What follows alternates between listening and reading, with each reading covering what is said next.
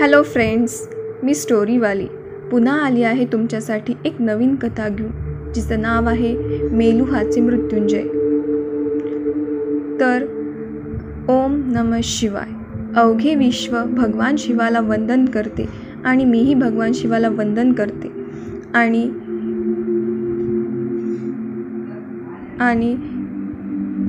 भाग 1 याला सुरुवात करते. भाग 1. ख्रिस्तपूर्व 1900 साल. मानस सरोवर तलाव, कैलास पर्वताचा पायथा, तिबेट. शिवाने त्या लालसर केसरी आकाशाकडे टक लावून पाहिले. अस्तंगत होणाऱ्या सूर्याचे दर्शन व्हावे म्हणूनच जणू मानस सरोवराच्या आकाशात विहरणारे ढग नुकतेच फाकले होते आणि त्यातूनच सूर्यास्ताचे दृश्य दिसत होते. त्या बुद्धिमान जीवनदात्याने त्याला दिवस असे आणखीन एक नाव दिले होते. आपल्या 21 वर्षाच्या आयुष्यात शिवाने काही मोजकेच सूर्योदय पाहिले होते, पण सूर्यास्त तो सहसा सूर्यास्त पाहण्याचं चुकत नसे. दुसरा एखादा दिवस असता तर कदाचित शिवाने भव्य हिमालयाच्या पार्श्वभूमीवर दिसणारा तो सूर्य आणि ते विशाल सरोवर यांचा नयनरम्य देखावा त्याच्या दृष्टीत जेवढा मावला असता तेवढा सामावून घेण्याचा प्रयत्न केला असता. पण त्या दिवशी तो तसे करणार नव्हता. तो उकिडवा बसला आणि आपले चपळ पिळदार शरीर त्या तलावावर पसरलेल्या अरुंद कातळावर त्याने झाकून दिले. तो विश्रांती घेत होता. अनेक लढायांमध्ये त्याच्या शरीरावर झालेल्या कित्येक जखमांच्या खुणा त्या पाण्यावरून परिवर्तित होणाऱ्या संधिप्रकाशात दिसत होत्या. शिवाला त्याचे चिंतारहित बालपण आठवत होते. पाण्यात फेकलेल्या गारगोट्या आणि छोटे दगड तलावाच्या पृष्ठभागावरून उसळी मारून परत आपल्याकडे वळविण्याच्या कलेत तो पारंगत होता. त्याने ती कला परिपूर्णतालाच नेली होती. त्याने अशा प्रकारे एकापाठोपाठ एक फेकलेले 17 दगड आपल्याकडे परत आणण्यात यश मिळवले होते. त्याच्या जमातीतील कोणीही त्याने केलेला हा विक्रम तोपर्यंत मोडू शकले नव्हते. नेहमीचाच दिवस असता तर वर्तमानातील काळजा आणि चिंता यामुळे झोकाळून गेलेल्या आपल्या भूतकाळातील या उत्साहवर्धक आठवणींनी शिवाच्या चेहऱ्यावर स्मितहास्य फुलले असते. पण त्या दिवशी ते शक्य नव्हते. कोणत्याही प्रकारच्या आनंदाची चाहूल त्याला लागली नसताना तो आपल्या खेड्याकडे परतला होता. मुख्य प्रवेशद्वारावर भद्र सावधगिरीने पहारा देत होता. शिवाला त्याच्या डोळ्यांच्या हालचालीवरून ते लक्षात आले होते.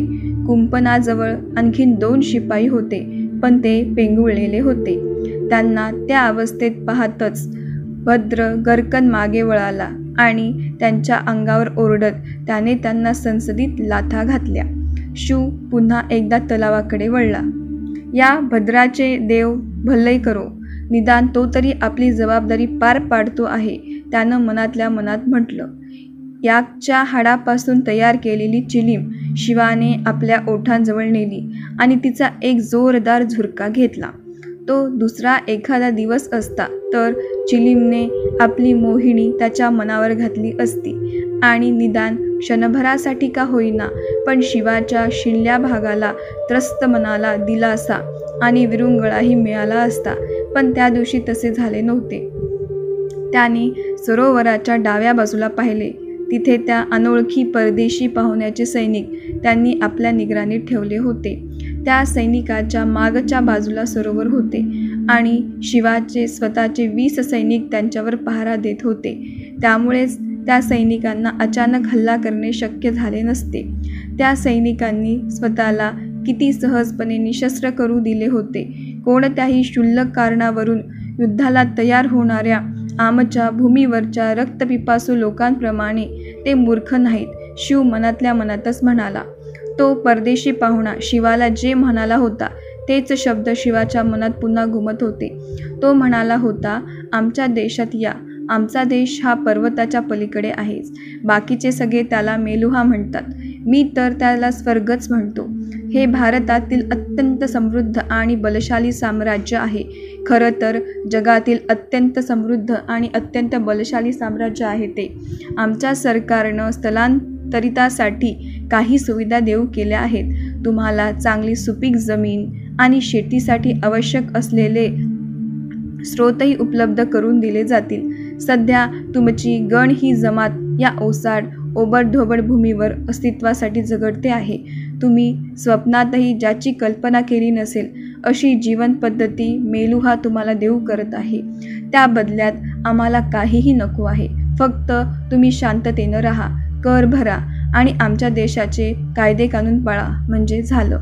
अर्थातच शिव हा काही त्या नवीन साम्राज्याचा परमसुख असणार नव्हता, पण त्यामुळे त्याला खरोखरच खूप मोठा फरक पडणार होता का? त्या परदेशी लोकांनी तयार केलेले कायदे कानून त्याच्या जमातीला पाळावे लागले असते आणि त्यांना आपल्या दैनंदिन गरजा भागवण्यासाठी काम करावे लागले असते, एवढेच. पण फक्त जगण्यासाठी, अस्तित्वासाठी रोजच्या रोज लढाई करण्यापेक्षा ते कितीतरी चांगले होते. शिवाने आपल्या चिलमीचा आणखीन एक झुरका मारला. त्या चिलमीचा धूर पूर्णपणे विरून गेल्यावर त्याने त्या खेड्याच्या मध्यभागी असलेल्या झोपडीकडे पाहिले. त्याच्या स्वतःच्या झोपडीच्या बाजूलाच ती होती. त्या झोपडीतच त्या परदेशी पाहुण्याला उतरवण्यात आले होते. त्याने तिथे आरामात झोपावे असे त्याला सांगण्यात आले होते. प्रत्यक्षात मात्र गरज पडलीच तर त्याला ओलीस ठेवता यावे यासाठीच ती योजना करण्यात आली होती. या पवित्र सरोवराच्या काठाजवळ आमचं खेड वसलेलं असावं यासाठी आम्हाला दर महिन्यातच पाककृतीशी लढावं लागतं. दर वर्षागणिक नवीन जमातीबरोबर हातमिळवणी करून ते अधिक प्रबळ होत चालले आहेत. आम्ही पाककृतींचा पाडाव करू शकू, पण एकाच वेळी या डोंगराळ भागातील सर्वच्या सर्व जमातीचा पाडाव करणं आम्हाला शक्य नाही. मेलुहाला गेल्यामुळं निदान हा अकारण होणारा रक्तपात तरी थांबवता येईल आणि आम्ही सुखाने जगू तरी शकू. यात वावगं काय आहे? आम्ही या प्रस्तावाचा विचार का करू नये? हा प्रस्ताव तर अत्यंत चांगला वाटतो आहे. शिवाचे विचारचक्र जोरात सुरू होते. शिवाने त्या चिलमीचा आणखीन एक दीर्घ झुरका घेतला आणि त्याने ती त्या खडकावर झटकली. राख खाली पडली आणि तो बसला होता. त्या ठिकाणापासून हवेत उंच उडाली. आपल्या उघड्या छातीवर उडालेले राखेचे काही कण झटकन टाकून त्याने आपण नेसलेल्या व्याघ्र चर्माला हात पुसले आणि तो झपाट्याने आपल्या खेड्याकडे चालू लागला. शिव प्रवेशद्वारातून बाहेर पडल्याबरोबर भद्र आणि त्याचे सैनिक खाडकन उठून उभे राहिले. शिवाने क्रुद्ध मुद्रेने त्यांच्याकडे पाहिले आणि भद्राने तरी नेहमीप्रमाणे मोकळे ढाकळे वागावे असे त्याला खुणवले. हा माझा अगदी जवळचा बालमित्र आहे. हा असा काय कसा विसरून जातो? मी प्रमुख बनलो असलो म्हणून काय झालं? त्यामुळे आमच्या मैत्रीत काहीच फरक पडलेला नाही. खरं तर कशातच बदल झालेला नाही. इतरांच्या समोर अशा प्रकारे त्यानं माझी अकारणच खुशामत करण्याची काही गरज नाही, शिव स्वतःशीच म्हणाला. त्यांच्या देशातील इतर भागातील लोकांना विचार केला तर शिवाच्या खेड्यातील झोपड्या खरोखर अधिकच आरामदायक होत्या. त्या झोपड्यांमध्ये पूर्ण वाढ झालेली माणूस सरळ ताठ उभा राहू शकत होता. पर्वतराजीवरून येणाऱ्या धुसमुसळ्या वाऱ्यांचा झोततही या झोपड्या किमान 3 वर्ष तरी सुस्थितीत राहू शकत होत्या. परदेशी पाहुणा झोपलेल्या झोपडीकडे शिव तसा झपाझप चालत गेला. त्याआधी त्याने आपल्या हातातील चिलीम आपल्या झोपडीकडे फेकून दिली. तो अनोळखी पाहुणा त्या झोपडीत शांतपणे झोपी गेला होता. एक तर आपल्याला ओलीस ठेवले गेले आहे हे त्याच्या लक्षात तरी आले नव्हते, किंवा पेरावे तेच उगवते यावर तरी त्याचा विश्वास होता. त्यामुळे आपण चांगले वागलो की समोरचा माणूसही चांगले वागतो असा त्याचा समज होता असणार. शिवाला आपल्या काकांचे बोलणे आठवले. त्याचे काका त्याचे गुरुही होते. ते नेहमीच म्हणत असत की लोकांना समाजाकडून जे मिळालेलं असतं तेच ते समाजाला परत देत असतात. जर त्यांना समाजाकडून विश्वास मिळाला तर ते सगळीकडे विश्वासानं वागतात. अगदी आपल्या सैनिकांनीही अनोळखी लोकांकडून उत्तम गोष्टीचीच अपेक्षा बाळगण्यास शिकवणारा मेलुहा हा असाच दुसऱ्यांवर विश्वास ठेवणारा आणि विश्वासार्ह समाज असावा. शिवाच्या मनाने त्याला ग्वाही दिली. आपल्या खरखरीत केसांची वाढलेली दाढी शिवाने खाजवली आणि तो त्या परदेशी पाहुण्याचे निरीक्षण करू लागला. त्याने त्याचे नाव नंदी असल्याचे सांगितले होते. नंदी तेथे जमिनीवर अस्ताव्यस्त पसरून गाढ झोपला होता. त्यामुळे मेलुहाच्या लोकांची अवाढव्य शरीरयष्टी शिवाच्या नजरेत अधिकच भरली होती. प्रत्येक श्वासोच्छवासाबरोबर त्याचे ढेरपोट लयीत वर खाली होत होते. लठ्ठपणा असूनही त्याची त्वचा तुकतुकीत आणि स्नायू घट्ट होते. मुळातच लहान मुलासारखा असलेला त्याचा चेहरा झोपेत अधिकच निरागस दिसत होता. त्याचे तोंड अर्धवट उघडे होते. शिवाला वाटले, माझ्या प्राक्तनापर्यंत मला घेऊन जाणारी हीच ती व्यक्ती आहे का? माझे काका जिच्याविषयी बोलत असत ती नियती खरोखरच आहे का? तुझा पुरातन या उत्तुंग पर्वतापेक्षाही अधिक उत्तुंग, भव्य, दिव्य आहे. मात्र ते सत्यात उतरविण्यासाठी तुला हे उत्तुंग पर्वत ओलांडूनच जावंच लागेल, असे ते म्हणत असत. माझं नशीब खरोखरच इतकं चांगलं असेल का? मी त्याच्या लायक आहे का? पण मला माझ्या लोकांचा विचार प्रथम करावा लागेल. मेलुहामध्ये ते सुखी होतील का? शिवाच्या मनात असे प्रश्न उभे राहिले होते. तो कितीतरी वेळ तसाच नंदीकडे पाहत राहिला होता. एवढ्यात त्याला शंखध्वनी ऐकू आला. पाक्रती, सावधान! आपली तलवार म्यानातून उपासून शिवाने आज्ञा दिली. नंदी ताबडतोब जागा झाला. त्याने आपल्या बाजूला ठेवलेल्या केसाळ कातड्याच्या कोटातून आपली लपून ठेवलेली तलवार बाहेर काढली. त्या सर्वांनीच त्या खेड्याच्या प्रवेशद्वाराकडे कूच केले.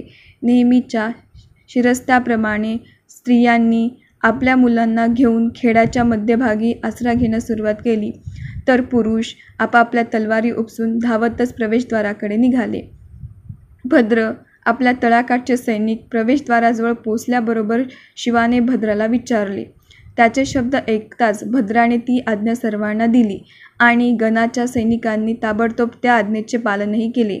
मेलुहाच्या सैनिकांनीही आपापल्या तलवारी बाहेर काढल्या आणि ते खेड्याच्या प्रवेशद्वाराच्या दिशेने धावत निघाले. ते पाहून गणाचे सैनिक आश्चर्यचकित झाले होते. काही क्षणातच पाक्रतींनी त्यांच्यावर हल्ला केला होता. पाक्रतींनी अत्यंत नियोजनबद्धरित्या हल्ला केला होता. युद्धाशिवाय एखादा दिवस गेला तर त्याबद्दल देवासमोर नतमस्तक होण्यासाठी सहसा गणाचे पुरुष कातर वेळेची निवड करत असत. त्याच वेळी तळ्याच्या काठावर स्त्रिया त्यांची कामे उरकत असत. मग गण ही कठोर लढवयांची जमात राहत नसे, तर निबिड, ओसाड भूमीवर इतर जमातीच्या लोकांप्रमाणे जगण्याची धडपड करत जगणारे ते लोक असत. तीच वेळ त्यांची सर्वात गाफील वेळ असे. पण तरीही दैवगती पाक्रतीच्या विरोधातच होती. शिवाने परदेशी सैनिकांकडे सावधपणे लक्ष ठेवण्यास आपल्या सैनिकांना सांगितले होते. त्या परदेशी सैनिकांचे आभार मानावेत तेवढे थोडेच होते, कारण त्यामुळे शिवांचे सैनिक आधीपासूनच सावध होते. साहजिकच अचानक हल्ला करून आश्चर्याचा धक्का देण्याचे पाक्रतींचे तंत्र फसले होते. शिवाय मेलुहाच्या लोकांनी शिवाच्या सैनिकाबरोबर तुंबळ युद्ध केले होते. त्यांच्या उपस्थितीचा धक्काही पाक्रतींना बसला होताच. त्यामुळे त्यांना आणखीन एकदा माघार घ्यावी लागली होती.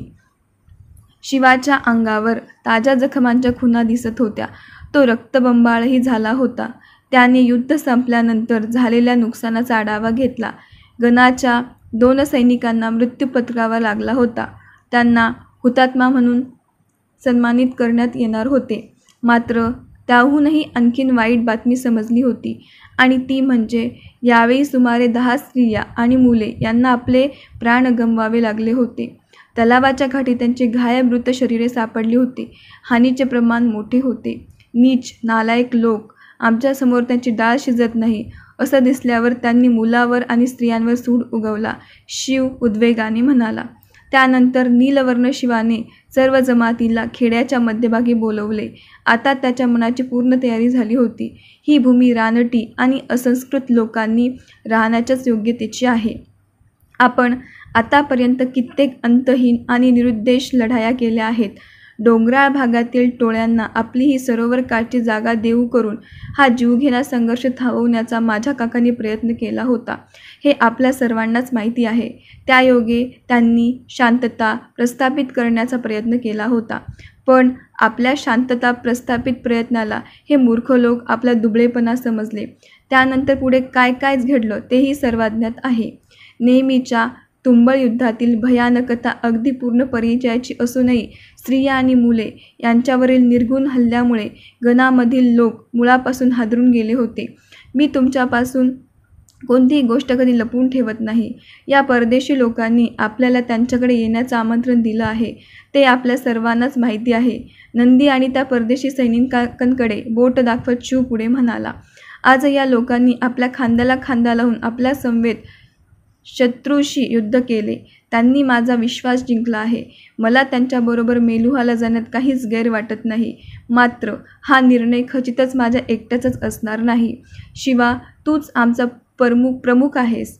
तुझा निर्णय हाच आमचा निर्णय, तशीच तर परंपरा आहे. भद्र म्हणाला, नाही, यावेळी तसं होणार नाही. शिवाने हात वर करून त्यांना थांबवत सांगितले, या निर्णयाने आपल्या जीवनात आमूलाग्र बदल होणार आहे. हे बदल आपल्या चांगल्यासाठी असतीलच असं मला वाटतं. आपल्याला रोजच ज्या निरर्थक हिंसाचाराला तोंड द्यावं लागत आहे, त्यापेक्षा इतर कोणतीही गोष्ट नाहीच चांगली असेल. मला काय करावंसं वाटतं ते मी तुम्हाला सांगितलं आहेच, पण खरोखरच जायचं की नाही याचा निर्णय तुम्ही घ्यायला आहे. आता गणांनी बोलावं. यावेळी तुम्ही म्हणाल ते मी ऐकेन. तुमचा निर्णय मला मान्य असेल. गणांच्या मनात आपल्या परंपरेविषयी कोणतीही शंका नव्हती. मात्र फक्त या परंपरेमुळेच त्यांचा शिवावर विश्वास होता असे नव्हते, तर शिवाच्या निष्कलंक चारित्र्यामुळे त्याने त्याची मने आधीच जिंकलेली होती. त्याच्या वैयक्तिक बळावर आणि युद्धकौशल्यावर त्याने गणांना कित्येक तुंबळ युद्धात विजय मिळवून दिला होता. त्याच्या पराक्रमाने त्याने कित्येक वेळा विजयशी अक्षरशः खेचून आणली होती. त्यामुळेच यावेळीही गणांनी एकमुखाने आपला निर्णय जाहीर केला. शिवा, तुझा निर्णय हाच आमचाही निर्णय आहे. आता शिवाने आपल्या जमातीला बरोबर घेऊन मानस सरोवर काठची ती भूमी सोडल्याचा 5 दिवस उलटले होते. मेलुहाच्या पायथ्याशी असलेल्या एका मोठ्या खोऱ्यात त्यांनी आपला तळ उभारला होता. शिवाने आपल्या तळाला 3 मंडलाकारात विभागले होते. सर्वात बाहेरच्या मंडळात याकना बांधण्यात आले होते. कोणाचा हल्ला झालाच तर आपल्याला ताबडतोब त्यांच्या ओरडण्यामुळे ते समजावे, अशी त्याची यामागची कल्पना होती.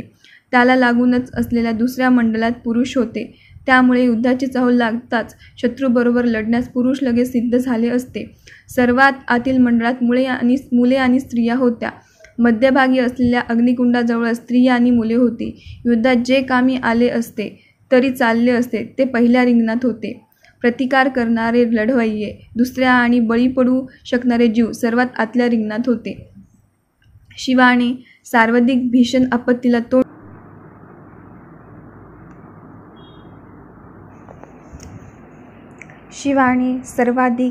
आपत्तीला तोंड देण्याची तयारी केली होती. लढाईसाठी शत्रू दबा धरून बसलेला आहे याची शिवाला खात्रीच होती. फक्त तो कधी आक्रमण करणार एवढाच वेळेचाच काय तो प्रश्न होता. सरोवराजवळची आणि तीही एवढी मोक्याची जागा आपल्याला सहजासहजी मिळालेली पाहून पाक्रती आनंदाने बेहोश झाले असणार हे त्याला माहिती होते. पण तरीही पाक्रतींचा प्रमुख याखा याने काही त्यांना शांततेने जगू दिले नसते. शिवाच्या गणांचा पराभव करून दंतकथा बनून जाण्याची एकुलती एक पण प्रखर महत्त्वाकांक्षा याखाच्या मनात होतीच. त्याने शिवाचा पराभव करून त्याची भूमी जिंकली असा टेंभा मिरवणेच त्याला अत्यंतिक भूषणावह वाटले असते. जमातीमधील या असल्या वेडगळ तत्त्वज्ञानाचा शिवाला मनापासून तिरस्कार वाटत होता. असल्या वातावरणात शांततेने जगण्याची सुतराम शक्यता नव्हती. शिवाला युद्धाचे आव्हान स्वीकारायला नेहमीच मनापासून आवडत होते. त्याने युद्धकलेत प्रावीण्यही मिळवले होते. पण आपल्या भूमीत खेळली जाणारी सगळी युद्धे निष्फळ होती हे त्याला माहिती होते. त्याच्यापासून थोड्याच अंतरावर सावधपणे बसलेल्या नंदीकडे तो वळाला. शिबिराच्या दुसऱ्या मंडलाच्या बाहेर अर्धचंद्राकृती आकारात मेलुहाचे 25 सैनिक पहारा देत होते. नंदीने मेलुहामध्ये स्थलांतरित होण्यासाठी गणांचा विचार का केला होता? त्याने पाक्रतींना का निमंत्रित केले नव्हते? थोड्या अंतरावरून एक सावली आपल्या तळ्याच्या दिशेने सरकत असल्याचे पाहताच शिवाचे विचारचक्र थांबले. त्याने अगदी निरखून पाहिले, पण सारे काही शांत होते, स्थिर होते. जगाच्या या भागात काही वेळा ऊन सावल्यांचा खेळ चालत असे. शिवाने आपल्या मनावरचा ताण दूर केला, पण तेवढ्यात त्याला पुन्हा एकदा एक सावली सरकत असल्याचे दिसले. आक्रमण. त्याने जोरात आरोळी ठोकून आपल्या सैन्याला सावध केले. गणाच्या आणि मेलुहाच्या सैनिकांनी आपापली शस्त्रे उपसली. युद्धासाठी नेमून दिलेल्या आपापल्या जागांवर जाऊन तो शत्रूशी 2 हात करण्याच्या तयारीत उभे राहिले. एवढ्यात 50 पाक्रती सैनिकांनी त्यांच्यावर हल्ला केला. कोणताही विचार न करता या तळावर हल्ला करणे त्यांना चांगलेच महागात पडले होते, कारण भयभीत झालेल्या याकच्या फळीला सुरुवातीलाच त्यांना तोंड द्यावे लागले. भेदरलेल्या याकनी त्यांना कुचलून काढले. त्यांच्या पायाखाली पाक्रती चिरडून गेले. आपले युद्ध सुरू करण्याआधीच कित्येक पाक्रती त्यामुळे जखमी झाले होते. तरीही त्यातून जे काही थोडे वाचले त्यांच्याबरोबर युद्ध झाले. एक अगदीच नवशिक्या तरुण पाक्रतीने शिवावर हल्ला चढवला. तो शिवावर भयानकपणे तुटून पडला. त्याचा पहिला आघात शिवाने मागे सरकून चुकवला. शिवाच्या हातातील तलवार हवेत तळपली आणि त्याने त्या तरुणाच्या छातीवर सपकन वार केला. तो तरुण योद्धा चरपडत मागच्या मागे उडाला आणि पडला. त्याचे शरीर उघडे पडले. शिवाला तेच तर हवे होते. त्याने आपल्या हातातील तलवार त्याच्या पोटात जोरदारपणे खुपसली. शत्रूच्या पोटात खोलवर खुपसलेली ती तलवार त्याने तेवढ्याच ताकदीनिशी गोलगोल फिरून जोरात बाहेर उपसून काढली. तो नेहमीच तसे करत असे. आपला शत्रूला हळूहळू तडफडत मारण्यासाठी त्याने तिथेच सोडून दिले. तेवढ्यात एक पाक्रती गणावर हल्ला करण्याच्या तयारीत असल्याचे शिवाला दिसले. त्याने हवेत उंच गिरकी घेतली आणि त्या पाक्रतीच्या तलवार घेतलेल्या हातावर जोरात उडी मारली. त्या पाक्रतीला मोठी जखम झाली. दरम्यान काळात शिवाप्रमाणेच युद्धकलेत निपुण असलेला भद्र एकाच वेळी 2 पाक्रतीबरोबर 2 हातात 2 तलवारी घेऊन लढत होता. त्याच्या पाठीवरच्या कुबड्याचा त्याच्या सफाईदार हालचालींमध्ये अडथळा येत नव्हता, कारण तो मागे पुढे झुकत आणि वाकत आपले वजन सहज एका बाजूकडून दुसरीकडे ढकलून हवा त्या शत्रूला मात देत होता. त्याने त्या पाक्रतीच्या मानेच्या डाव्या बाजूवर जोरदार वार केला. त्याला तसाच मृत्यूला कवटाळण्यासाठी सोडून त्याने आपल्या उजव्या बाजूला असलेल्या शत्रूच्या चेहऱ्यावर वार केला. त्या पाक्रतीचा डोळा खोबणीतून बाहेर आला. तो खाली पडला. त्यानंतर भद्राने क्रूरपणे आपली तलवार त्याच्या शरीरात खुपसली आणि त्या दृष्ट शत्रूच्या यातनात झटक्याचा अंत केला. मेलुहाच्या सैनिकाबरोबर पाक्रतींचे सुरू असलेले युद्ध अगदी वेगळ्या प्रकारचे होते. मेलुहाचे सैनिक अत्यंत उत्तम प्रशिक्षित सैनिक होते, पण ते क्रूर नव्हते. ते नियम पाळत होते. ते प्राणहानी टाळण्याचे शक्य तेवढे सर्व प्रयत्न करत होते. लवकरच पाक्रतींना दारुण पराभवाला सामोरे जावे लागले. त्याच्यापैकी निम्मे सैनिक मारले गेले होते आणि निम्मे शरण आले होते. ते दयेची भीक मागत होते, जीवदानाची याचना करत होते. त्यांच्यापैकी एक याका होता. त्याच्या उजव्या खांद्यावर नंदीने केलेल्या वारामुळे खोल जखम झाली होती. त्यामुळे हातात तलवार धरण्याचेही त्राण त्याच्यात उरले नव्हते. पाक्रतींच्या प्रमुखाच्या मागे भद्र उभा होता. त्याने आपली तलवार उंच धरली आणि विचारले, शिवा, जलद आणि सोफा हळूहळू यातनामय? महाराज, शिवाने काही म्हणण्याआधीच नंदीने हस्तक्षेप केला. शिव मेलुहाच्या सैन्याकडे आणि नंदीकडे वळला. हे चुकीचे आहे. ते दयेची भीक मागत आहे. त्यांना ठार मारणं हे युद्धाच्या नियमांना धरून नाही. तुला पाक्रती कसे आहेत ते माहिती नाही? शिव म्हणाला, ते क्रूर आहेत. आता आमच्याकडून काही मिळवण्यासारखं राहिलेलं नाही, पण तरीही ते आमच्यावर हल्ला करतच राहिले आहेत. याचा कुठेतरी शेवट झालाच पाहिजे, एकदाच आणि कायमचाच. ते तर आता आधीच संपलं आहे. तुम्ही आता तिथं जाऊन यापुढे राहणार नाही. तुम्ही लवकरच मेलुहात येणार आहात. शिव स्तब्ध झाला. नंदी पुढे बोलत होता, हे कसं संपायचं ते तुमच्यावर अवलंबून आहे. नेहमी तुम्ही संपवता त्याप्रमाणे की वेगळ्या प्रकारे तुम्ही ठरवायचं आहे. भद्राच्या हातात अजूनही तलवारच होती. तो शिवाच्या आज्ञेची प्रतीक्षा करत होता. तुम्ही त्यांच्यापेक्षा औदार्यशील आहात हे तुम्ही पाक्रतींना दाखवून देऊ शकता. नंदी म्हणाला. शिव क्षणभर क्षितिजाकडे पाहत होता. त्याने ती उत्तुंग पर्वतराजी पाहिली. नियती, अधिक चांगल्या आयुष्याची संधी. तो पुन्हा भद्रकडे वळाला. त्याला निश्चर करा. त्यांच्यासाठी सगळी शस्त्रशास्त्र काढून घ्या. त्यांना सोडून द्या. तो म्हणाला, आपण आता त्यांना सोडून दिलं असलं तरी पुन्हा आपल्या भागात जाऊन आपल्यावर हल्ला करण्यासाठी शस्त्रसज्ज होऊन येण्याएवढे एक पाक्रती मूर्ख आहेत. पण तोपर्यंत आपण खूप दूरवर पोचलेले असू. शिवाच्या मनात विचार आला. शिवाच्या या आज्ञेने धक्का बसलेला भद्र शिवाकडे आश्चर्याने पाहताच राहिला. पण क्षणभरात तो धक्का ओसरला आणि त्याने तातडीने शिवाच्या हुकुमाची अंमलबजावणी करण्याची सुरुवात केली. नंदीने आशेने शिवाकडे एक दृष्टिक्षेप टाकला. त्याच्या मनात राहून राहून एक विचार पिंगा चालत होता. शिवाचं हृदय विशाल आहे, त्याच्याकडे भरपूर क्षमता आहे, ती त्याच्याकडे तशीच राहू देत. देवा, हे रामा, ही त्याची दयाशीलता त्याच्या मनात तशीच कायम राहू देत. ज्या तरुण सैनिकाला शिवाने मारले होते त्याच्याकडे शिव गेला. तो जमिनीवर तडफडत पडला होता. त्याचा चेहरा वेदनांनी पिळवटला होता. त्याच्या पोटातून हळूहळू रक्तस्राव होत होता. त्यावेळी त्याच्या आयुष्यात प्रथमच शिवाला एक पाकृतीविषयी दया वाटली. त्याने आपली तलवार बाहेर काढली आणि त्या तरुणाला सैनिकांच्या यातनांचा अंत केला. सलग 4 आठवडे कूच केल्यानंतर निमित्त रथांचा तो संपूर्ण तांडा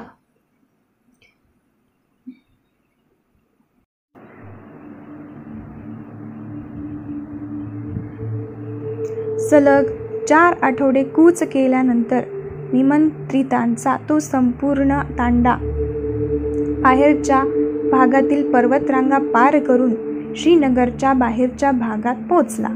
काश्मीर खोऱ्याची ती तर राजधानीच होती. नंदीने अगदी उत्साहाने काश्मीर खोऱ्याच्या समृद्धीचे आणि सौंदर्याचे वर्णन केले होते. त्याची भूमी अगदी परिपूर्ण होती. शिवाने अत्यंत अलौकिक अशी काही दृश्ये आणि निसर्ग पाहण्याची आपली मनाची तयारी केली होती. आपल्या साध्यासुध्या भूमीत त्याने निसर्गाची अशी लयलूट पाहिलीच नव्हती. पण त्याने श्रीनगरमध्ये जे पाहिले होते ते त्याच्या कल्पनेच्याही पलीकडचे होते. तो खरोखरच स्वर्ग होता. यापेक्षा आणखीन वेगळे नंदनवन कुठे असूच शकत नव्हते. होय, तो स्वर्गच होता. मेलुहा शुद्ध जीवनाची भूमी. वाघिणीसारखी झेपवणारी झेलम या खोऱ्यात प्रवेश करताच गायीच्या शांतपणाने हलुवारपणे वाहत होती. तिने काश्मीरच्या त्या स्वर्गीय भूमीचे हलुवारपणे चुंबन घेतले होते. तिथून वळणे घेत घेत ती दाल सरोवराला जाऊन मिळत होती. त्यानंतर खालच्या भागात ती पुन्हा दाल सरोवरापासून बाजूला होऊन समुद्राला मिळण्यासाठी आपला मार्ग चोखाळत होती. त्या भल्या मोठ्या खोऱ्यात सर्वत्र लुसलुशीत हिरवेगार गवत पसरले होते. त्या खोऱ्याच्या पार्श्वभूमीवर काढलेले काश्मीरचे सुंदर प्रमुख चित्र चितारलेले होते. देवी रंगाने बहारलेल्या फुलांचे भरगच्च ताटवे सगळीकडे पसरले होते. चिनार वृक्षांच्या सौंदर्यामुळेच त्याच्यावरची नजर दुसरीकडे वळत होती. चिनार वृक्षाकडून अतिथीचे अत्यंत जादुई आणि सौहार्दपूर्ण वातावरणात स्वागत केले जात होते. शिवाच्या जमातीच्या श्रमल्या भागल्या लोकांचे कान पक्ष्यांची मंजूळ गाणी आणि किलबिल ऐकून तृप्त झाले. आतापर्यंत त्यांच्या कानांना फक्त बर्फाळ पर्वतावरून घोंघवणाऱ्या वाऱ्यांचा आवाज ऐकण्याची सवय होती. सरहद्दीवरचा प्रांत जर असा असेल तर मग उर्वरित देश किती परिपूर्ण आणि सुंदर असेल. शिवाच्या तोंडून आश्चर्यातिरिकाने उद्गार बाहेर पडले. दाल सरोवराजवळ मेलुहाचा प्राचीन पारंपरिक लष्करी तळ होता. त्या सरोवराच्या पश्चिमेकडच्या काठावर झेलमच्या बाजूला सरहद्दीच्या जवळच श्रीनगर हे शहर होते. आपला साधेपणा सोडून ते एक मोठे शहर बनले होते. शब्दशः ते आदरणीय शहर होते ते खरे. सुमारे 100 हेक्टर एवढ्या क्षेत्रफळात श्रीनगर वसलेले होते. सुमारे 5 मीटर उंचीचा भव्य चौथऱ्यावर संपूर्ण शहर वसवण्यात आले होते. त्या चौथऱ्यावर शहराभोवती सुमारे 20 मीटर उंचीची आणि 4 मीटर जाडीची भिंत बांधण्यात आली होती. अशा प्रकारे संपूर्ण शहरच एखाद्या व्यासपीठासारख्या सपाट पृष्ठभागावर बांधण्यातील साधेपणा आणि बुद्धिमत्ता गणांना चकित करून गेली. शत्रूपासून भक्कम संरक्षण करणारी ती शहराभोवताची तटबंदी होती. याशिवाय शहर असे उंचावर वसवल्यामुळे आणखीन एक हेतू साध्य झाला होता. शहराची उंची वाढली होती. शहरात वरचेवर येणाऱ्या पुरापासूनही शहराचे रक्षण झाले होते. या किल्ल्याच्या तटबंदीच्या आतल्या बाजूला नेटक्या रस्त्यामुळे शहराचे काही भाग पडले होते. शहरासाठी खास बांधलेले बाजार होते. मंदिरे, बागा, सभागृहे आणि नागरी संस्कृतीसाठी जे जे आवश्यक असते त्या सर्व आलिशान सोयीसुविधांनी ते शहर परिपूर्ण होते. बाहेरच्या बाजूने सर्व घरे साध्यासुध्या बहुमजली इमारतीप्रमाणे दिसत होती. त्याची बांधणी सारखीच होती, फक्त श्रीमंत लोकांची घरे थोडी मोठी होती एवढेच. बहुविध रंगांनी आणि आकारांनी नटलेल्या काश्मीरच्या निसर्ग सौंदर्याच्या विरुद्ध श्रीनगर शहर फक्त करड्या, निळ्या आणि पांढऱ्या रंगातच रंगलेले होते. स्वच्छता, शिस्त, गांभीर्य, नेमस्तपणा याचे संपूर्ण शहर हे एक आदर्श उदाहरण होते. तिथे सुमारे 20,000 लोक राहत होते. आता त्या शहरात राहण्यासाठी कैलास पर्वतावरून आणखी 200 लोक आले होते. भयानक अस्थिर परिस्थितीत राहणाऱ्या त्या जमातीच्या प्रमुखाने मनाचा एवढा हलकेफुलकेपणा गेल्या कित्येक वर्षात अनुभवलाच नव्हता. माझी त्या परिस्थितीतून सुटका झाली. मी आता नवीन सुरुवात करेन. मी ते सारं विसरून जाईन, शिवाने मनातल्या मनात ठरवून टाकले. आता ते सारे जण श्रीनगरच्या स्थलांतरितांच्या छावणीत राहत होते. शहराच्या दक्षिणेच्या बाजूला एक स्वतंत्र चौथऱ्यावर ती छावणी उभारण्यात आली होती. नंदीने शिवाला आणि त्याच्या लोकांना प्रथम परकीय लोकांच्या नोंदणी कार्यालयात नेले. ते शिबिराच्या अगदी बाहेरच होते. नंदी कार्यालयातून बाहेर येईपर्यंत बाहेरच थांबवण्याची विनंती नंदीने शिवाला केली. तो लवकरच परत आला. त्यावेळी त्याच्याबरोबर एक तरुण अधिकारी होता. त्या अधिकाऱ्याने शिवाकडे बघून सराईतपणे स्मितहास्य केले. त्यानंतर त्याने त्याला हात जोडून नमस्ते म्हटले. मेलुहात, तुमचं स्वागत आहे. माझं नाव चित्रांगद आहे. तुमच्या पुनर्वसनाचं कामकाज बघणारा मी अधिकारी आहे. तुमच्या प्रत्येक समस्येसाठी तुम्ही मला बोलू शकता. मी त्या सर्व सोडवेन. तुमच्या प्रमुखाचं नाव शिव आहे हे मला माहिती आहे. ते कृपया पुढे येतील का, त्याने विचारले. शिव एक पाऊल पुढे आला आणि म्हणाला, माझं नाव शिव आहे. फारच छान, चित्रांगद म्हणाला. तुम्ही कृपया नोंदणी कक्षापर्यंत याल का? तुमच्या जमातीचे काळजीवाहक म्हणून तुमच्या नावाची नोंद केली जाईल. तुमच्या जमातीसाठी जो संदेश किंवा निरोप द्यायचा असेल तो तुमच्यामार्फतच त्यांच्यामार्फत पोहोचवला जाईल. तुम्ही निसंदिग्धपणे त्याचे प्रमुख असल्यानं तुमच्या जमातीच्या लोकांना सर्व सूचना देणं आणि त्याची अंमलबजावणी त्यांच्याकडून करून घेणं ही तुमची जबाबदारी असेल. चित्रांगदाचे कार्यालयीन थाटाचे संभाषण मध्येच थांबवत नंदी म्हणाला, महाराज, तुम्ही जर मला जाऊ दिलं तर मी तुमच्या जमातीच्या निवासाचा तात्पुरता प्रबंध करून येईन. आपल्या बोलण्याचा ओघ नंदीने थांबवल्यामुळे चित्रांगदाच्या चेहऱ्यावरचे प्रसन्न स्मितहास्य काहीसे कमी झाल्याचे शिवाच्या लक्षात आले होते. पण लवकरच पुन्हा चित्रांगदाच्या चेहऱ्यावरचे ते हसू परतले. शिवाने वळून नंदीकडे पाहिले. अर्थातच तुम्ही जाऊ शकता. तुम्हाला माझी परवानगी घेण्याची काहीच गरज नाही. नंदी, शिव म्हणाला. पण त्या बदल्यात तू मला एक वचन दिलं पाहिजेस माझ्या मित्रा. अर्थातच महाराज, दिलं, मी वचन दिलं. नंदी किंचित झुकत म्हणाला, मला शिव म्हण, महाराज नको. शिवाने सांगितलं, मी तुझा मित्र आहे, प्रमुख नाही. शिव चित्रांगडे पुन्हा वळाला. आता काही कारणाने त्याच्या चेहऱ्यावरचे स्मितहास्य शिवाला अत्यंत नैसर्गिक आणि उत्स्फूर्त भासत होते. तो म्हणाला, ठीक आहे शिव, तुम्ही जर आमच्या नोंदणी कक्षात आलात तर आपण औपचारिक गोष्टी झटपट उरकून टाकू शकू. नव्यानेच नोंदणी झालेली ती जमात आपल्या स्थलांतरिताच्या छावणीतील निवासस्थानात पोचली. त्यावेळी मुख्य प्रवेशद्वाराजवळ नंदी त्याची वाट पाहत होता. तो त्यांना सन्मानाने आत घेऊन गेला. त्या छावणीच्या वसाहतीतील रस्ते अगदी श्रीनगरमधील रस्त्याप्रमाणेच होते. पूर्व, पश्चिम आणि दक्षिण, उत्तर दिशांना ते व्यवस्थित आखलेले होते. शिवाच्या स्वतःच्या भूमीतील घाणेरड्या रस्त्यांच्या अगदी विरुद्ध इथले पदपथ होते. त्याला रस्त्यांच्या बाबतीत आणखीन एक आश्चर्यकारक बाब आढळली होती.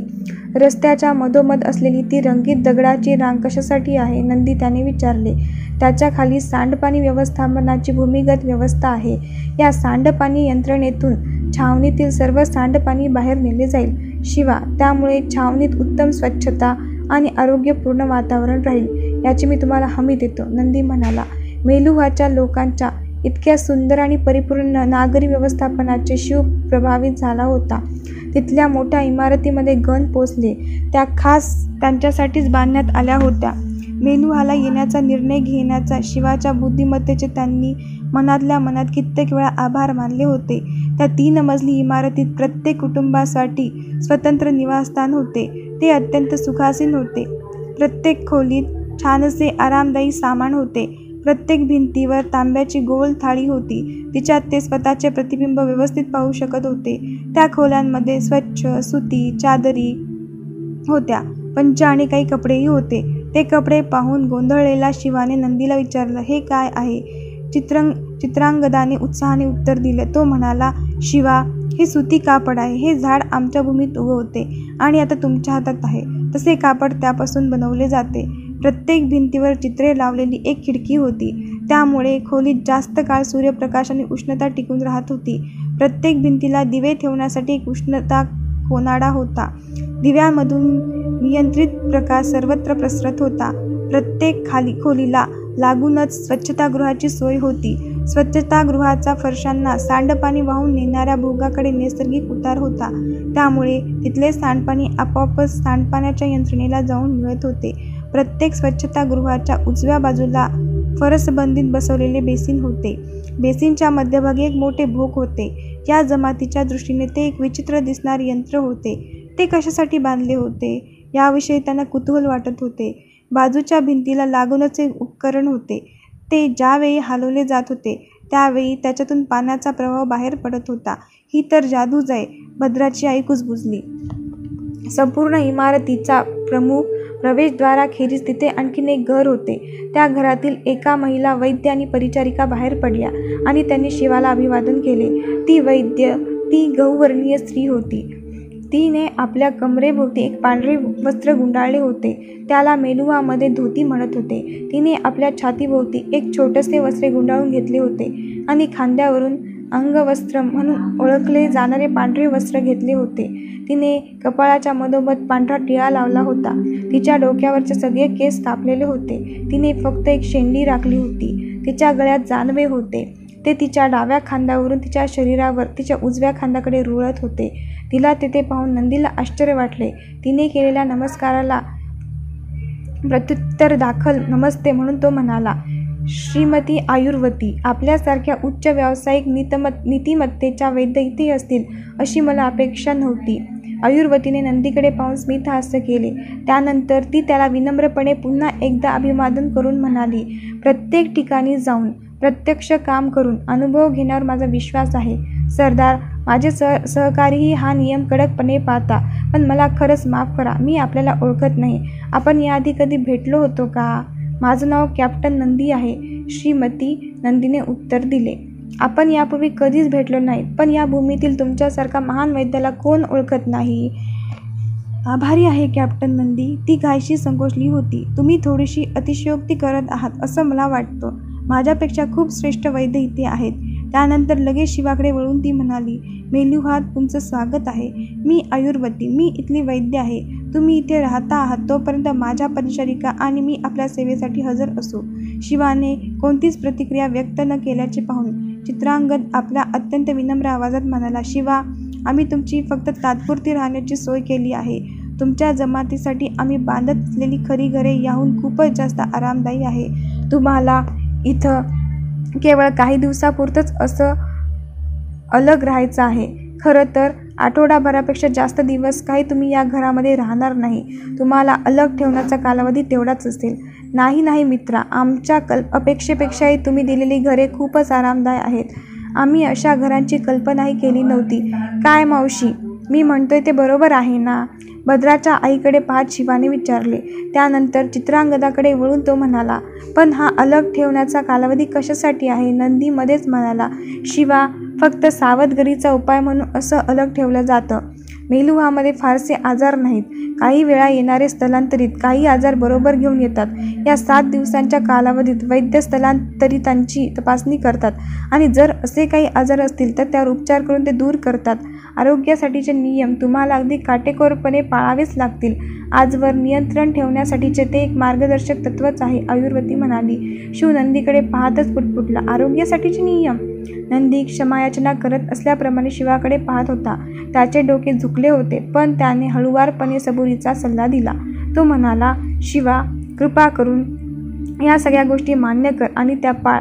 आम्हाला मेलुहामध्ये ज्या गोष्टी पाळाव्याच लागतात त्यापैकी ही एक गोष्ट आहे. श्रीमती आयुर्वेदी यांना या भूमीतील अत्यंत निष्णात वैद्य मानले जाते. तुम्ही जर आता मोकळे असाल तर मी तुम्हाला काही सूचना सांगते, आयुर्वेदी म्हणाली. सध्या तरी मी मोकळा आहे, शिवाने चेहरा सरळ ठेवत सांगितले. पण यासाठी मी तुला नंतर दोषी ठरवू शकेन. भद्र हलकेच खिदळला. भावहीन चेहऱ्याने आयुर्वतीने शिवाकडे रोखून पाहिले आणि ती म्हणाली, तुला नेमकं काय म्हणायचं आहे ते मला समजले नाही, पण काही का असेना आपण नानी घरापासून सुरुवात करूया. आयुर्वती पाहुण्याच्या खोलीत शिरली. त्यावेळी ती हळूच पुटपुटली, हे संस्कारहीन विचित्र स्थलांतरित म्हणजे. शिवाने भद्राकडे पाहून आपल्या भुवया उंचवल्या आणि तो मिश्किलपणे हसला. दुपारच्या सुंदर भोजनानंतर संध्याकाळी उशिरा सर्व गणांना त्याच्या खोलीतच एक औषधी रस देण्यात आला. शी, भद्र म्हणाला. त्याने त्या रसाचा एक घोट घेता चेहरा अत्यंत वेडावाकडा केला होता. तो म्हणाला, हे अगदी याकच्या मूत्रासारखं लागत आहे. याकच्या मूत्राची चव तुला कशी काय माहीत? शिवाने हसत हसत विचारले. त्याने भद्राच्या पाठीवर जोरदार थाप मारली. जा, तुझ्या खोलीत जा आता, मला आता झोपेची अत्यंत गरज आहे, तो म्हणाला. तू अंथरूण पाहिली आहेस का? मला वाटतं मी माझ्या आयुष्यातील उत्तम झोप आज घेणार आहे, भद्र म्हणाला. मी ती अंथरूण पाहिली आहेत, पण त्यात काय एवढं? मला आता यावर झोपायचं आहे. चल, चालता हो. भद्र मोठ्याने हसत शिवाच्या खोलीतून बाहेर पडला. एवढी मऊ अंथरुणे आणि गाद्या पाहून तो एकटाच काही हुरळला नव्हता. त्याची संपूर्ण जमातच त्या खोल्यांमधील त्या आरामदायक सुंदर गाद्यावर झोपण्यासाठी आणि त्याच्या आयुष्यातील सर्वात आरामशीर झोप घेण्यासाठी आपापल्या खोल्यात पळाली होती. ते आश्चर्य अनुभवण्यासाठी ते आत गेले होते. शिव आपल्या अंथरुणावर या कुशीवरून त्या कुशीवर सारखा वळत होता. तो भगव्या रंगाची धोती नेसला होता. व्याघ्रचर्म धुण्यासाठी नेण्यात आले होते. आरोग्यपूर्ण जगण्यासाठी हे करण्यात आले होते. भिंतीजवळ असलेल्या खुर्चीवरून त्याचे अंगवस्त्र जमिनीवर लोळत होते. हे अंथरूण नको इतकं मऊ आहे, याच्यावर झोपणे अशक्यच आहे, तो मनातल्या मनात म्हणत होता. शिवाने त्या अंथरुणावरून चादर ओढून काढली. ती खाली जमिनीवर घातली आणि मग त्याने त्यावर छान ताणून दिली. हे जास्त चांगले होते. हळूहळू त्याच्या डोळ्यात झोप रेंगाळू लागली होती, पण त्याला खूप झोप आलेली नव्हती. आपल्या स्वतःच्या झोपडीतील थंडगार जमीन त्याला आठवत होती. कैलास पर्वतावरच्या वाऱ्याच्या थंडगार झुळकाची त्याला आठवण येत होती. त्याच्याकडे दुर्लक्ष करण्याचे ठरूनही शिवाला ते शक्य होत नव्हते. आपल्या व्याघ्रचर्माची त्याला राहून राहून आठवण होत होती. सध्याचे त्याचे वातावरण अधिक चांगले आणि सुखासीन होते, यात शंकाच नव्हती. पण त्याला त्या वातावरणाची सवय नव्हती आणि ते खूपच वेगळे होते. नेहमीप्रमाणे अंतःप्रेरणेने सत्य बाहेर आणलेच होतेच. हा काही खोलीचा दोष नाही, हा तुझाच दोष आहे. त्याच वेळी आपल्याला घाम येत असल्याचे शिवाच्या लक्षात आले. थंडगार झुळूक कसूनही त्याला दररून घाम फुटला होता. ती खोळी हळूहळू गोलगोल फिरत होती. आपले शरीर आपल्या शरीरातून बाहेर पडत असल्याचा आभास त्याला होत होता. त्याच्या उजवा पायाचा दुखरा अंगठा जणू काही विस्तवावर धरल्यासारखा त्याला वाटत होता. युद्धात दुखापत झालेला त्याचा डावा गुडघा ताणला जात असल्यासारखे त्याला वाटत होते. त्याच्या दमलेल्या दुखऱ्या स्नायूंना कोणीतरी मसाज करत असल्याप्रमाणे त्याला वाटत होते. त्याच्या खांद्याचे हाड सरकले होते आणि गेल्या काही दिवसात ते पूर्णपणे बरे झाले नव्हते. आता स्नायूंना दूर सारून ती हाडे जणू सांधली जाण्याचा प्रयत्न करत होती किंवा त्या हाडांना त्याचे काम करून देण्यासाठी ते स्नायू जणू दूर सरकून जागा करून देत होते. श्वासोच्छवास करण्यालाही त्रास होत होता. त्यामुळे तोंडाने श्वास घेण्याचा प्रयत्न करू लागला, पण पुरेशी हवाच मिळत नव्हती. मग शिवाने आपले सगळे लक्ष केंद्रित केले आणि मोठा आग करून जेवढी शक्य होती तेवढी सगळी हवा फुफ्फुसात भरून घेतली. वाऱ्याच्या झुळकेने खिडक्याचे पडदे हलत होते. हवेचा झोत अचानक आत आला, त्यामुळे शिवाचे शरीर क्षणभर स्वस्थ झाले. मात्र त्यानंतर ती लढाई पुन्हा सुरू झाली. तो पुन्हा सर्व ताकदनिशी जास्तीत जास्त हवा आपल्या फुफ्फुसात भरून घेऊ लागला. टक टक दारावरचा दिवा उघडझाप करू लागला. त्यामुळे शिवाचे तिकडे लक्ष गेले. क्षणभर त्याला काही सुचले नाही. अजूनही त्याला श्वासोच्छवास करण्यासाठी खूपच प्रयास पडत होता. आता त्याचा खांदा हालत होता, पण ते नेहमीचे परिचित दुखणे गायब झाले होते. त्याने आपल्या गुडघ्याकडे पाहिले. तेथे अजिबात जखम दिसत नव्हती. तो व्रण नाहीसा झाला होता, तरीही तेथे अजिबात जखम दिसत नव्हती. तो व्रण नाहीसा झाला होता, तरीही अजून त्याला श्वास घेण्यासाठी त्रास होत होता. त्याने त्याच्या पायाच्या अंगठ्याकडे पाहिले. आता तिथे काहीच दिसत नव्हते, ना माराची खूण ना दुखापतीचा त्रास. त्याने खाली वाकून अंगठा हलवून पाहिला. गेल्या कित्येक वर्षात त्याने अंगठा हलवला नव्हता. आता मात्र तो सहजगत्या अंगठा हलवू शकत होता. त्याच्या मानेत मात्र एक अनामिक थंडगारपणा आला होता, अत्यंत थंड. टक टक. आता त्या टकटकीत थोडे जास्तच सातत्य होते. गोंधळलेल्या शिवाने जमिनीवर पाय ठेवले आणि तो उठला. आपले अंगवस्त्र त्याने अंगावर घेतले आणि खोलीचे दार उघडले. काळोखामुळे चेहरा स्पष्ट दिसत नव्हता, तरीही शिवाने भद्राला ओळखले. तो घाबऱ्या आवाजात सांगत होता, शिवा, तुझी एवढी रात्री झोपमोड केली त्याबद्दल मला माफ कर, पण माझ्या आईला अचानक ताप चढला आहे. आता मी काय करू? शिवाने चटकन भद्राच्या कपाळाला हात लावून बघितले. भद्रा, तुलाही ताप आहे. तू तुझ्या खोलीत जा, मी तुझ्यासाठी वैद्याला बोलवून आणतो. शिव जिना उतरून खाली चालला असताना आणखीन बहुतेक सगळ्याच खोल्यातून तोच परिचित वाक्य ऐकू येत होते. ताप आहे, अचानक ताप चढलाय, कोणीतरी मदत करा. जिथे वैद्य राहत होते तिथे शिव पायऱ्या उतरून खाली गेला. त्याने द्वार जोरात वाजवले. आयुर्वतीने ताबडतोब दार उघडले. जणू काही आपल्याला लवकरच बोलवणे येईल हे ती जाणून होती.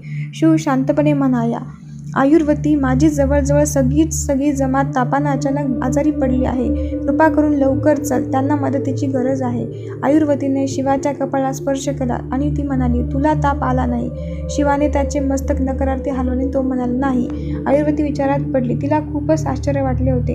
ती मागे वळली आणि तिच्या परिचारिकांना म्हणाली, चला लवकर, कामाला लागा, ते सुरू झाले आहे, चला जाऊया. आयुर्वती आणि तिच्या परिचारिका इमारतीकडे धावतच गेला. त्याबरोबर अचानक चित्रांगद तिथे प्रकट झाला. त्याने शिवाला विचारलं, काय झालं? माहिती नाही. खरं सांगायचं झालं तर माझ्या जमातीत प्रत्येक जणच अचानक तापाने फणफणला आहे. तुलाही दरदरून घाम येत आहे. त्याची काळजी करू नकोस, मला ताप नाही. बघ, मी माझ्या इमारतीत परत चाललो आहे. मला माझे लोक काय करत आहे, याला कसं तोंड देत आहे ते बघायचंय. शिव म्हणाला. चित्रांगदाने मान हलवली आणि तो म्हणाला, मी नंदीला बोलवतो. चित्रांगद नंदीला शोधण्यासाठी बाहेर गेला आणि शिव इमारतीच्या दिशेने धावत सुटला. ज्या क्षणी त्याने इमारतीत प्रवेश केला होता त्याच क्षणी त्याला आश्चर्याचा धक्का बसला. त्या इमारतीत सर्व दिवे लागले होते. परिचारिका प्रत्येक खोलीतून जात होत्या, औषध देत होत्या आणि रुग्णांना काय करायचे याविषयी सल्लाही देत होता. लेखनिक तिथून आत बाहेर करत होता. तो प्रत्येक रुग्णाच्या प्रकृतीविषयीचे बारीक सारीक तपशील आपल्या छोट्याशा वहीत टिपून घेत होता. मेलुहाच्या लोकांनी या प्रकारच्या संकटाला तोंड देण्यासाठी आधीच तयारी करून ठेवलेली होती. आयुर्वेदी त्या खोलाच्या मध्ये रस्त्याच्या टोक्याला उभी होती. तिचे हात तिच्या कमरेवर होते. आपल्या अत्यंत उच्च प्रशिक्षित आणि कार्यक्षम सहकार्यांवर ती काळजीपूर्वक देखरेख करत होती. शिव तिला पाहता तिच्याकडे पळत गेला. त्याने विचारले, दुसऱ्या आणि तिसऱ्या मजल्यावरच्या लोकांचं काय? आयुर्वेदीनं त्याच्याकडे न पाहताच उत्तर दिलं. ती म्हणाली, संपूर्ण इमारतीत परिचारिका गेलेल्या आहेत. एकदा या मजल्यावरची स्थिती आटोक्यात आली की मी वरच्या मजल्यावरची परिस्थिती पाहण्यासाठी तिकडेच जाणार आहे. येत्या अर्ध्या तासात सर्वच्या सर्व रुग्णांना योग्य उपचार मिळतील.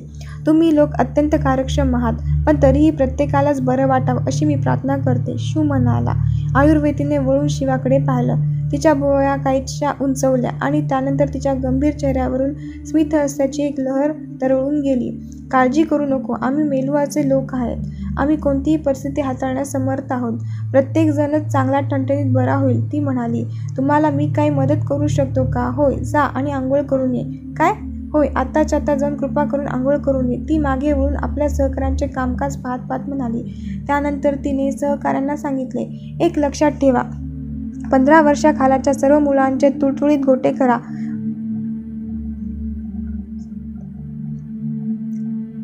कृपा करून वर जा आणि दुसऱ्या फेरीतील औषधे द्यायला सुरुवात करा. मी तिथे 5 मिनिटात पोहोचते आहे. होय श्रीमतीजी. आपल्या हातात एक मोठीच्या मोठी कापडी पिशवी घेऊन वरच्या मजल्यावर घाईघाईने जाणाऱ्या तरुणाने तिला सांगितले, तू अजूनही इथेच आहेस का? आयुर्वेदीने शिव तेथेच असल्याचे पाहून त्याला विचारले. आपल्या रागाचा पारा चढवून देता हळूवार आवाजात शिव म्हणाला, माझ्या आंघोळीचा असा काय फरक पडणार आहे? माझे लोक संकटात आहेत. मला त्यांना मदत करायची आहे. मला तुझ्याबरोबर वाद घालण्यासाठी वेळ नाही. माझ्याकडे तेवढी सहनशीलता नाही. तू ताबडतोब जाऊन आंघोळ करून ये. ती आपला राग नावरता म्हणाली. शिवाने आपल्या तोंडातून तिच्यासाठी उणे शब्द बाहेर पडू नयेत याची मोठ्या कष्टाने काळजी घेतली. मनावर नियंत्रण ठेवले. त्याला आयुर्वेदी बरोबर चांगलाच वाद घालायचा होता, पण ती एक स्त्री होती. तो गप्प बसला. आयुर्वेदीने पुन्हा एकदा वळून शिवाकडे पाहिले. तिची आज्ञा लगेच पाळली जात होती. तिला त्याची सवयच होती. ती वैद्य होती. तिने रुग्णाला काही करायला सांगितले तर कोणताही प्रश्न न विचारता त्याने ते करणे आवश्यक असे. पण तिच्या प्रदीर्घ वर्षाचा अनुभव तिने शिवासारखे अत्यल्पच रुग्ण पाहिले होते. विशेषतः ते सरदार वगैरे असत. त्या प्रत्येक गोष्टीचे कारण हवे असे, त्यांना सूचना नको असे. तरीही हा तर एक साधासुद्धा स्थलांतरित होता. तो काही कोणी सरदार नव्हता. स्वतःवर मोठ्या कष्टाने नियंत्रण ठेवत आयुर्वेदी म्हणाली, शिवा, तुला घाम येतो आहे. तुला आताच आंघोळ करून तो घालवता नाहीस तर त्याचा तुझा प्राण जाईल. कृपा करून माझ्यावर विश्वास ठेव. तुला जर मृत्यू झाला तर तुझ्या जमेतीला तुझा कसलाच उपयोग होणार नाही. चित्रांगदाने जोरजोरात दार ठोठावले. वेंगुळलेल्या डोळ्यांनी नंदी त्रासून करवादत उठला. त्याने दार उघडले आणि तो म्हणाला, तसं काहीतरी महत्त्वाचं काम असेल ना, चल लवकर, शिवाची जमात आजारी पडली आहे. चित्रांगद म्हणाला, एवढ्यातच? पण ही तर त्याची इथली पहिलीच रात्र आहे. नंदी उद्गारला. आपले अंगवस्त्र उचलत तो म्हणाला, चल जाऊया. न्हाणीघरी शिवाला आंघोळीसाठी एक विचित्र प्रकारची जागा वाटत होती. शिव दर 2 महिन्यांनी मानस सरोवरच्या थंडगार पाण्यात पाणी उडवत, पाण्यात डुबत, अगदी शांतपणे विधीपूर्ण स्नान करत असे. न्हाणीघरात त्याला कोंडून घातल्यासारखे वाटत होते. पाणी बाहेर पडावे म्हणून भिंतीवर लावलेले ते जादूचे उपकरण त्याने 2-3दा हालून पाहिले. मेलुहाचे लोक ज्याला साबण म्हणत होते, तो छोटा केकसारखा दिसणारा तुकडा अंगाला चोळून लावून त्यांनी स्वच्छ आंघोळ केली. आयुर्वेदीने अगदी स्पष्टपणे सर्वांना सांगितले होते, साबण वापरलाच पाहिजे. त्याने पाणी बंद केले आणि पच घेतला. तो आपले अंग जोरजोरात घासत असताना त्याने गेल्या काही तासात अनुभवलेली आश्चर्यकारक वस्तुस्थिती पुन्हा एकदा त्याच्यासमोर स्पष्ट झाली. त्याचा खांदा पूर्ण बरा झाला होता. त्याने आश्चर्याने खाली पाहिले. त्याचा गुडघा दुखत नव्हता. तिथे जखमेचा कोणताही व्रण नव्हता. त्याचे पायाचे तळवे पूर्णपणे बरे झाले होते. मग त्याच्या लक्षात आले की फक्त जखमा झालेले किंवा दुखापती झालेले अवयवच नव्हे, तर त्याचे संपूर्ण शरीर एकदम चांगले नवीन झाल्यासारखे वाटत होते. शरीरातून एकदम भरपूर ताकदीचा संचार झाल्यासारखे त्याला वाटले. त्याची मान मात्र अजूनही त्याला थंड पडल्यासारखी वाटत होती. हे सगळं काय घडत होतं? तो न्हाणीघरात पटकन बाहेर आला आणि धोती नेसला. पुन्हा एकदा त्याला आयुर्वेदिक सूचना आठवली. तिने सांगितले होते की त्याने त्याचे घामाने मळलेले कपडे अजिबात वापरायचे नव्हते. तो गळ्याभोवती शेला लेपटत असताना दारावर टकटक झाली. ती आयुर्वेदी होती. शिवा, कृपा करून तू दार उघडशील का? तू ठीक आहेस ना? ते मला पाहायचं आहे, ती म्हणाली. शिवाने दार उघडले. आयुर्वेदी आत आली आणि तिने शिवाच्या शरीराचे तापमान मोजले. ते ठीक होते. आयुर्वेदीने हळुवारपणे मान हलवली आणि ती म्हणाली, तू अत्यंत निरोगी आणि सशक्त दिसतो आहेस. तुझी जमातही खूपच जलद गतीने बरी होत आहे. आता त्रास संपत झाला आहे. शिव कृतज्ञतेने हसला. तुमच्या सहकाऱ्यांचं कौशल्य आणि कार्यक्षमता वाखाणण्यासारखी आहे. मी त्याबद्दल तुमचे आभार मानतो. याआधी तुमच्याशी वाद घातल्याबद्दल मी क्षमा करा. ते सारं अकारणच घडलं. मला माहिती आहे की तुमच्या ते लक्षात येतंय. आयुर्वेदीने त्याच्याकडे पाहिलं. तिच्या चेहऱ्यावर स्मित हास्य होते. तिच्या भुवया उंचावल्या गेल्या होत्या. पण आपण विनम्र आहोत नाही का? तिने विचारलं. मी काय तेवढा कठोर नाही, पण तुम्ही लोक खूपच विनम्र आहात, शिव म्हणाला. अचानक आयुर्वेदी त्याचे बोलणे ऐकता ऐकता थांबली. तिच्या चेहऱ्यावर आता सुन्न झाल्यासारखे भाव होते. ती त्याच्याकडे एकटक पाहत होती. तिच्या ते आधीच लक्षात का आले नव्हते? तिचा दंतकथावर विश्वास नव्हता. पण दंतकथा प्रत्यक्षात आल्याचे पाहणारी ती पहिलीच होती का? आपल्या बोटाने निर्देश करत तिने विचारले, पण तू तुझी मान का झाकून घेतली आहेस? माझा गळा मला खूपच थंडगार पडल्यासारखा वाटत आहे. त्यात काही काळजी करण्यासारखं आहे का? शिवाने आपल्या गळ्याभोवती घेतलेल्या शेला दूर करत विचारले. एवढ्यात एक मोठी किंकाळी त्या शांत खोलीत घुमली आणि आयुर्वेदी तशीच झोकड्या खात मागे वळली. तिने आपल्या तोंडावर आपला हात धरला होता. तिला मोठा धक्काच बसला होता. तिचा हात फरशीवर खाली पडला होता. तिच्या पायातील त्राणच गेले होते. ती खाली कोसळली. आपली पाठ कशीबशी तिने भिंतीला टेकून ठेवली होती. त्या सगळ्या काळात तिची नजर शर्वावरून एकदाही हटली नव्हती. तिच्या अभिमानी डोळ्यातून अश्रू ओघळत होते. ओम ब्रह्मये नमः, ओम ब्रह्मये नमः. तिने जप करण्यास सुरुवात केली होती. काय झालं? काय गंभीर घडलंय का? चिंताग्रस्त शिवाने विचारलं. तू आला आहेस, हे प्रभू, तू आला आहेस. तिच्या विचित्र प्रतिसादामुळे गोंधळलेला शिव काही प्रतिक्रिया व्यक्त करण्याआधीच नंदी गडबडीने आत शिरला आणि त्याला आयुर्वेदी जमिनीवर पडल्याचे दिसले. तिच्या गालावरून मोठे मोठे अश्रू टपटप खाली ओघळत होते.